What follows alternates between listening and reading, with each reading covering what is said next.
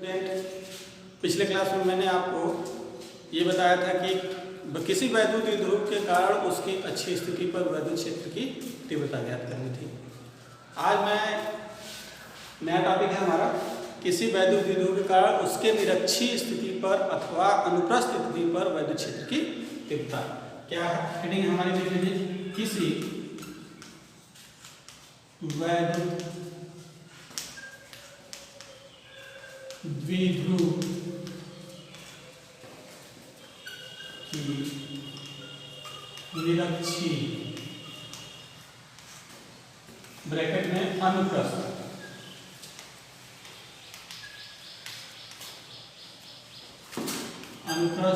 स्थिति में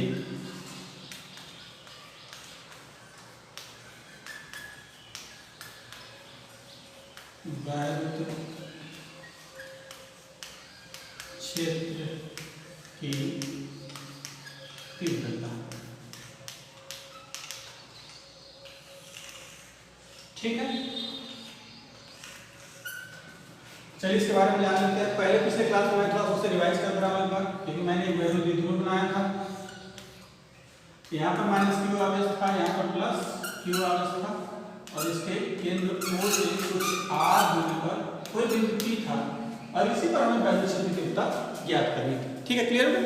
इतनी चीजें, यानी इस वैद्युत द्विध्रुव का r दूरी पर स्थित कोई बिंदु P है जिस पर वैद्युत क्षेत्र की तीव्रता हमें ज्ञात करनी थी। ऐसा हम लोगों ने पिछले क्लास में पढ़ा है। ठीक है, अब आज देख लेते हैं क्या कि मान लेंगे कि माना ए बी एक वैद्युत द्विध्रुव है जो किसी परावैद्युतांक माध्यम के में स्थित है।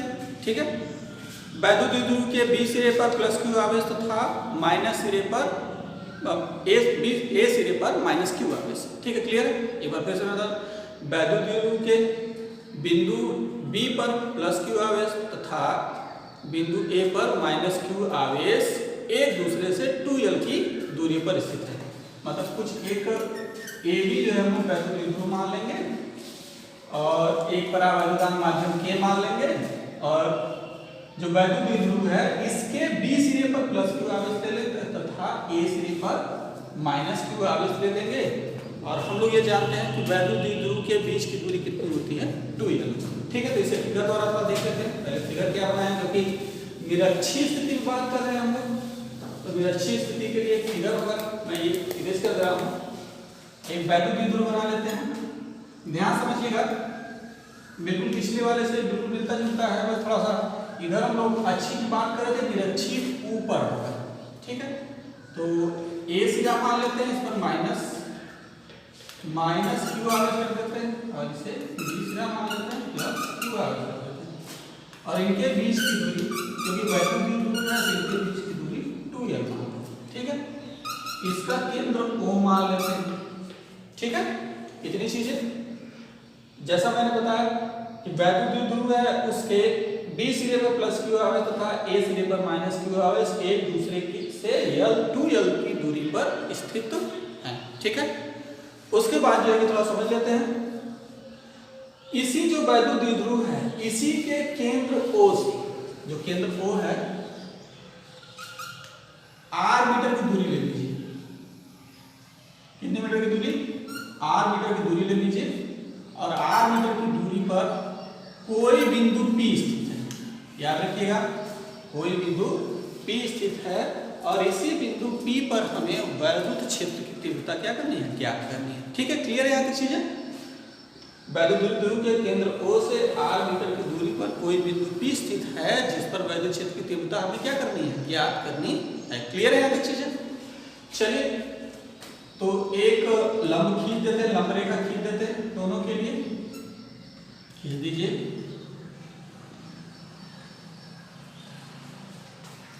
तो देखिए, प्लस क्यू आवेश का बिंदु P पर एक वैद्युत क्षेत्र काम करेगा, और ये आप जानते हैं कि प्लस क्यू आवेश होता है तो उसके कारण वैद्युत क्षेत्र जो होता है उसी रेखा के विपरीत दिशा, मतलब समांतर दिशा में काम करता है, मतलब कुछ इधर काम करेगा।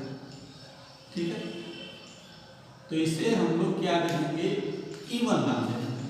ठीक, अब जो माइनस क्यू आवेश है इसके कारण भी वैद्युत क्षेत्र काम करता है, लेकिन इसकी दिशा उसी की दिशा में होती है। इधर कर देंगे, इस तरह से बना देंगे इसे। इसे E2 दिखा देंगे, प्लस क्यू आवेश का वैद्युत क्षेत्र E1 और माइनस क्यू आवेश का वैद्युत क्षेत्र E2 काम करता है। इन दोनों का एक परिणामी जरूर मिलेगा। इसको मैं इस तरह से बना दे रहा हूं,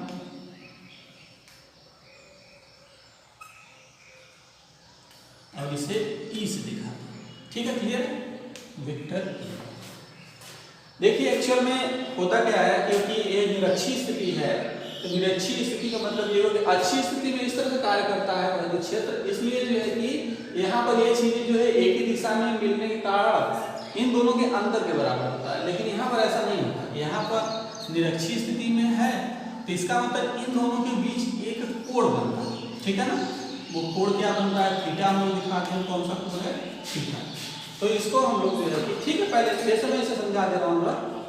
वैद्युत विद्युत इसके केंद्र O से r मीटर की दूरी पर कोई बिंदु P स्थित है और प्लस q आवेश का बिंदु P पर एक वैद्युत क्षेत्र की दिशा काम करेगा। वैद्युत क्षेत्र की दिशा क्या काम करेगी? E1, जो इसके विपरीत दिशा में होगा।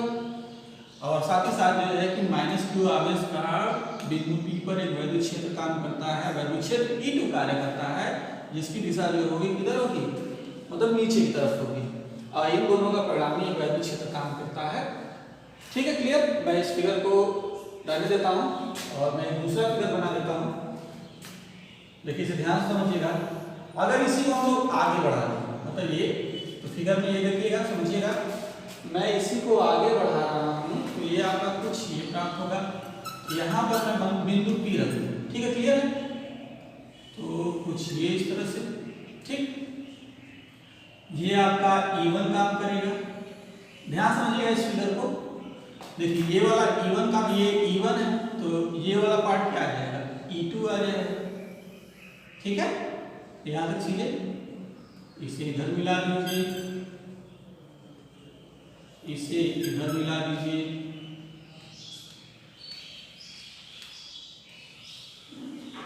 ठीक है, क्लियर है?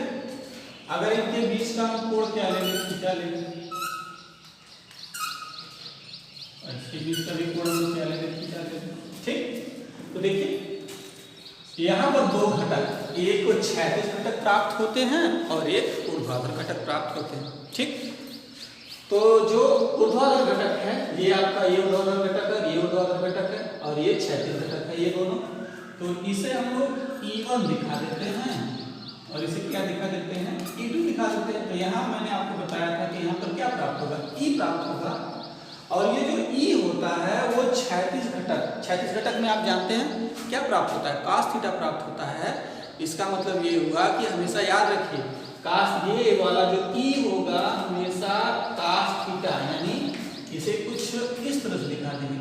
E बराबर E1 cos theta plus E2 cos theta. Clear है? ये चीज हमें प्राप्त होगी। अब देखिए ये कोण बन रहा है। ठीक है, ये टोटल अगर E1 मान लें तो साइन थीटा का ग्रुप लगा दे तो इसका मतलब ये वाला जो हमारा प्राप्त हो जाएगा वो E1 साइन थीटा प्राप्त होगा। और ये वाला जो प्राप्त होगा वो क्या प्राप्त हो जाएगा? E2 sine theta. क्लियर? यहाँ तक चीजें तो ये फिगर भी हमारी, ये फिगर के बारे में तो इसी को मैंने बताया था। ये आपका इसमें जो है कि दो, क्योंकि ऊर्ध्वाधर घटक और क्षैतिज घटक दो तरह के इसमें जो है वैद्युत क्षेत्र काम करेंगे। तो ऊर्ध्वाधर घटक मैंने आपको E1 sin थीटा और E2 sin थीटा दिखा दिया। क्षैतिज घटक जो है तो एक इसके लिए E1 cos थीटा प्राप्त होता है और इसके लिए E2 cos थीटा प्राप्त होता। तो इन दोनों का रिजल्टेंट अगर हम लोग निकालते यानी परिणामी निकालते तो E बराबर E1 cos थीटा इसका योग और E2 cos थीटा, यही मैंने लिख दिया। ठीक है, अगर इसे आप लिखना भी चाहें तो आप लिख सकते हैं। ठीक है, क्लियर है? कोई दिक्कत नहीं। तो चलिए आगे देखते हैं। ठीक है, अब चलिए थोड़ा समझ लेते हैं। देखिए यहाँ से यहाँ तक की दूरी कितनी है? L है। इसे भी मैं दिखा दूँ क्योंकि ये टोटल 2L है। इसका मतलब इसे भी ये आपको क्या आ जाएगा? L प्राप्त हो जाएगा। ठीक, तो देखिए ये बिल्कुल लंब है, यह 90 डिग्री बन रहा होगा तो ये कैसा काम कर रहा होगा? ये विकर्ण आपका काम कर रहा होगा, ये लंब हो रहा होगा, आधार हो रहा होगा। तो अगर ये डिस्टेंस हमें निकालना है, क्योंकि इस आवेश के कारण इस पर वैद्युत क्षेत्र की तीव्रता ज्ञात करनी होगी और इस आवेश के कारण इस पर वैद्युत क्षेत्र की तीव्रता ज्ञात करनी होगी। तो भाई हमने अगर यहाँ से यहाँ पे वैद्युत क्षेत्र की तीव्रता ज्ञात करनी है और साथ ही साथ यहाँ से यहाँ पे वैद्युत क्षेत्र की तो इसका मतलब यहाँ से यहाँ तक हमें दूरी पता होनी चाहिए और यहाँ से यहाँ तक की दूरी पता होनी चाहिए। अगर ये दोनों दूरियां हमें जब पता होंगी तब हम ऐसा कर सकते हैं। ठीक है, क्लियर है?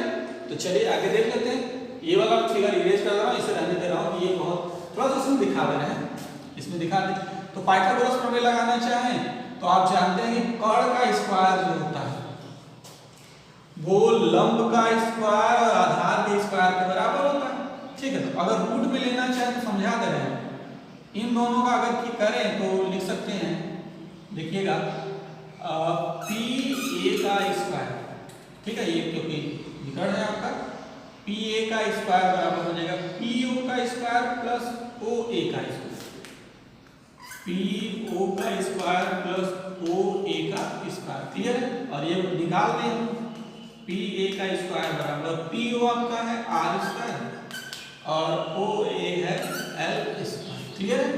तो पी ए अगर हमें दिखाना चाहें तो हम लिख सकते हैं रूट में R square plus L square. Clear है? देखिए ये यानी इतनी डिस्टेंस जो हमारी क्या प्राप्त हो जाएगी, रूट में आर, फिर से मैं एक बार समझा दे रहा हूँ, ये आपका विकर्ण है, विकर्ण का स्क्वायर पी ए का स्क्वायर बराबर पी ओ का स्क्वायर प्लस ओ ए का स्क्वायर, तो पी ए का स्क्वायर बराबर R square plus L square, P A बराबर हो जाएगा रूट में R square plus L square. इसका मतलब ये डिस्टेंस कितनी हो गई, रूट में R square plus L square, यही रूल यहाँ लग जाएगा तो ये भी डिस्टेंस आपकी कितनी हो जाएगी, रूट में, तो मैं लिख रहा हूँ रूट में R square plus L square, और इधर वाला भी पार्ट में से इरेज कर दे रहा हूँ चीजें, तो आपका आ जाएगा रूट में R square plus L square, तो ये डिस्टेंस आपका यहाँ प्राप्त होते हैं। ठीक है, क्लियर है?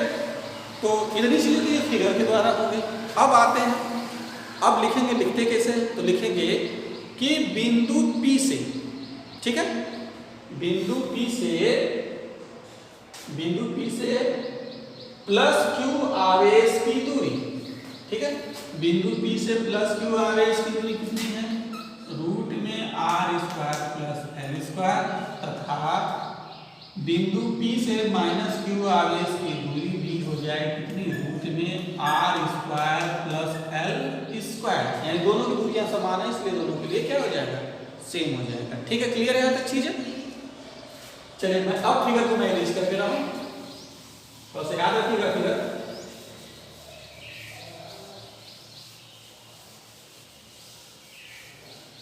चलिए अब देखते हैं भाई, डिस्टेंस हमने निकाल लिया है, डिस्टेंस कितनी है, रूट में R square plus L square, यानी डिस्टेंस निकाल ली है। तो अब क्या करेंगे, अतः प्लस क्यू आवेश के कारण, अतः प्लस क्यू आवेश के कारण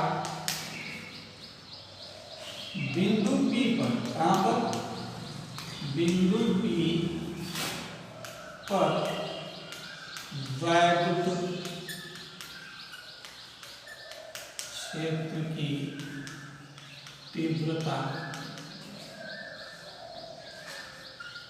E1, क्योंकि E1 है हम लोग का, ठीक है, क्लियर है, E1 बराबर हो जाएगा क्या, 1/4 पाई एप्सिलॉन नॉट के रखेंगे क्योंकि हम लोग बराबर स्थान माध्यम रखते हैं, तो E1 बराबर हो जाएगा 1/4 पाई एप्सिलॉन नॉट के। आवेश हमारा क्या है, कैसा, क्यू टाइप का है, और देखिए वैसे फार्मूले में तो होता है E बराबर 1/4 पाई एप्सिलॉन नॉट के क्यू अपान आर स्क्वायर। ठीक है, क्लियर है? लेकिन थोड़ी सी चीजें जो है कि समझ लीजिए, अगर यहाँ पर स्क्वायर टाइप का हो रहा होगा, इसका मतलब रूट में तो पहले है R square plus L square का होल स्क्वायर रखना चाहें तो हमारा प्राप्त हो जाएगा E1 बराबर हो जाएगा 1/4 पाई एप्सिलॉन नॉट के Q upon R square plus L square. Clear? यहाँ तक चीजें क्लियर हो गई होंगी। इसी प्रकार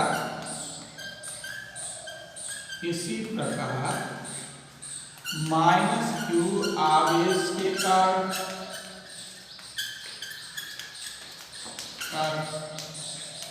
वैद्युत क्षेत्र की तीव्रता क्या प्राप्त हो जाएगा, हमारा E2 बराबर हो जाएगा 1/4 पाई एप्सिलॉन नॉट के प्राप्त होगा, क्योंकि यहाँ पर भी डिस्टेंस वही है, तो R square plus L square. Clear है? यानी प्लस क्यू आवेश का बिंदु P पर वैद्युत क्षेत्र की तीव्रता E1 बराबर उतनी प्राप्त होगी, और इसी प्रकार माइनस क्यू आवेश का बिंदु P पर वैद्युत क्षेत्र की तीव्रता E2 बराबर V1/4 pi epsilon not K Q upon R square plus L square प्राप्त होगी। क्लियर है यहाँ तक चीजें? अब देखिए थोड़ा सा आगे चलते हैं। इसमें क्या करते हैं कि जो वैद्युत क्षेत्र है, जो ऊर्ध्वाधर वैद्युत क्षेत्र है, ठीक है, जो E1 साइन थीटा और E2 साइन थीटा, ये दोनों बराबर होते हैं, परिणाम में भी बराबर होते हैं, और जो है कि एक दूसरे के विपरीत हैं। ठीक है, यानी एक ऊपर की तरफ काम कर रहा है, एक नीचे की तरफ काम कर रहा है, दोनों आपस में बराबर होते हैं।